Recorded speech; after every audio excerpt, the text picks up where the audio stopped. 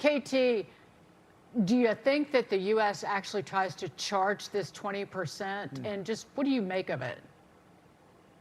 You know, I was surprised by it in some ways because it sounds like, oh, it's a toll. The United States is in charge of the strait. We're now going to charge a toll for it. And that's very much against what President Trump's always said. But I go back to, you know, even in the first term, and he kept saying, why are we defending countries around the world for free? They need to contribute. They need to participate. We should be reimbursed. So I think that that may be really in the back of his mind. If we're going to provide America, the American Armada, to keep that strait open, to make sure that vessels can go through that strait, should we be reimbursed for our military expenditure? It's not clear to me from President Trump's tweet on Truth Social whether it was a 20% charge on each cargo ship, so if the value of a ship is $1 million, it's a 20% on $1 million, or whether it's 20% on the amount of money we have to pay to defend them. I think details should be worked out. But here's what my big takeaway is. What's happened to the price of oil? You know, before the war was started, it was what, $60, $70 a barrel. Then the war starts, it goes up to $110 a barrel. Then we get the ceasefire, it goes back down. Now the ceasefire's over, but it hasn't gone back up. The price of oil is still, what, roughly, I think it's closed today at about $75, $77 a barrel. So what is that telling me? The Strait of Hormuz isn't that important anymore. That countries have found other ways that they're buying their oil. They're buying it from America.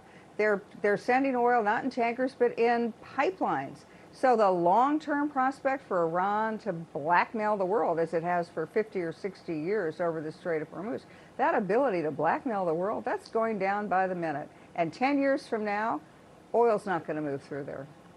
You know, I agree with you. I think at least directionally, KT, that in 10 years, that the world landscape of how oil moves and where it's sourced will be quite a bit different. But 10 years is a long time, okay? And we're talking about the guardian angel role. Love guardian angels. I don't know. Are Americans prepared for the U.S. to play the guardian angel role in the Strait of Hormuz until that long-term future arrives? Or is there a different end state we've got to be aiming at here, given Americans' appetites to want to be involved in the Middle East militarily?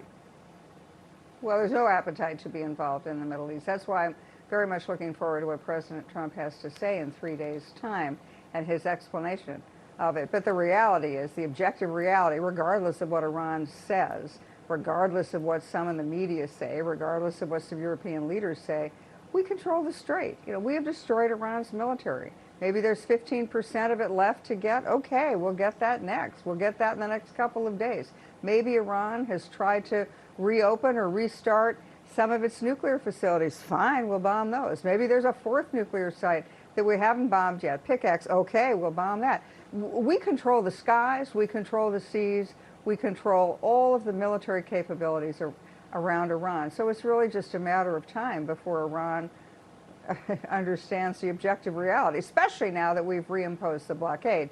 No money going into Iran anymore, no money coming out of Iran. KT, but oil was up more than 9% today, and that's a huge move to the upside in one day. It was above $78 a barrel. And even more worrisome, and it goes back to what we were just talking about, longer-term interest rates. The 10-year, the yield or longer-term rates that dictate mortgages are at the highest, jumped higher than 4.6%. The highest since mid-May. If you look at the 2-year yield, it's the highest since February of last year.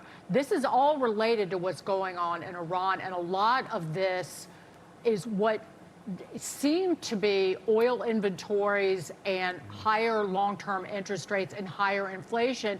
It seemed to be the catalyst for this ceasefire and the memorandum of understanding. So if the markets move against us, the U.S., again, what's to say that we won't try to go back to the table with this terror regime? You know, the thing I found in working with President Trump is he pivots a lot. You know, he may have an end goal, but how he gets to that end goal, he'll have to figure it out as he goes along. So on one hand, we really probably thought that the Iranian regime would capitulate, just like the Venezuela did when we got Maduro. It didn't happen. They've doubled down. Now they've blockaded the strait. Okay, so what do? We blockade their blockade. So I think that there are many more moves in this chessboard. It's frustrating because it seems we're going up, we're going down, this way, that way. But I think you're absolutely right that the ceasefire, the memorandum of understanding, was a pressure release valve on the world economy and on the American economy. But we could always do that again tomorrow. You know, again, I'm going to wait and see how he plays it out. What I'm worried about long term is that in 1980, Ronald Reagan was elected because Jimmy Carter was a disaster, the economy was a disaster. And Reagan put in a lot of terrific legislation and decisions that would turn the economy around, but it didn't turn the economy around overnight. It took almost 3 years before the economy turned around. I do think the American economy is going to turn around. It just hasn't done it yet. Yeah. And certainly the war has been a detour from that. Well, as the president pivots and bobs and weaves, we're glad we got you with us to guide us through all of it. KT McFarland, nice to see you tonight. Thanks for being with us. Thank you, Ken. Thank you both.